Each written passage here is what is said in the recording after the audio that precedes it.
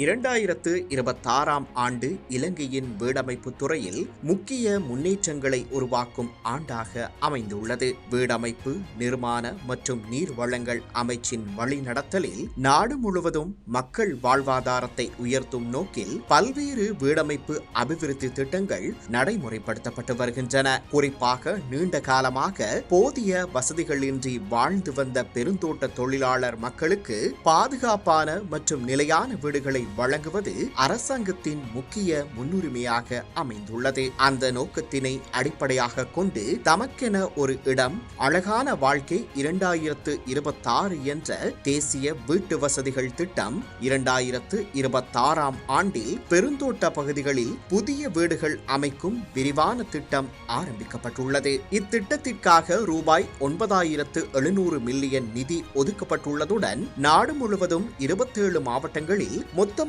9,700 வீடுகள் அமைக்க திட்டமிடப்பட்டுள்ளது. மொத்தமாக 10,787 விண்ணப்பங்கள் பெறப்பட்டுள்ள நிலையில் உண்மையில் அதிக தேவையுள்ள குடும்பங்களை அடையாளம் காணும் முறைமையின் மூலம் பயனாளிகள் தெரிவு செய்யப்பட்டுள்ளனர். வீடுகள் இல்லாத குடும்பங்கள், மிக குறைந்த தரமுடைய வீடுகளில் வசிக்கும் குடும்பங்கள், பெண் தலைமை குடும்பங்கள், மாற்றுத்திறனாளிகள் உள்ள குடும்பங்கள் மற்றும் குறைந்த வருமானம் பெறும் தொழிலாளர் குடும்பங்கள் ஆகியோருக்கு முன்னுரிமை வழங்கப்பட்டுள்ளது.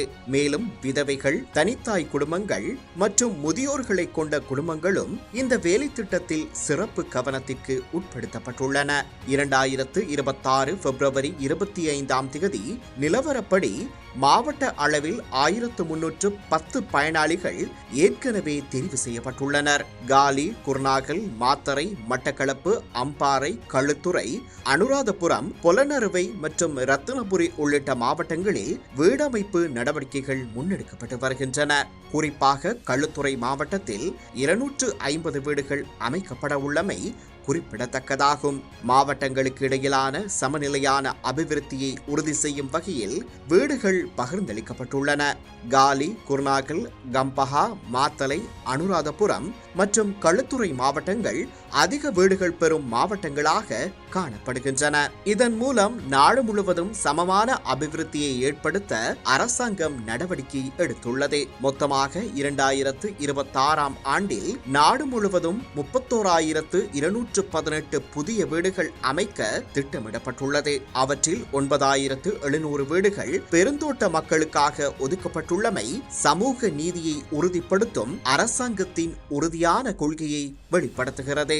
இதனுடன் இணைந்து நகர்ப்புற, கிராமப்புற மற்றும் நடுத்தர வருமானம் பெறும் குடும்பங்களுக்கான வீடமைப்பு வேலை திட்டங்களும் செயல்படுத்தப்பட்டு வருகின்றன.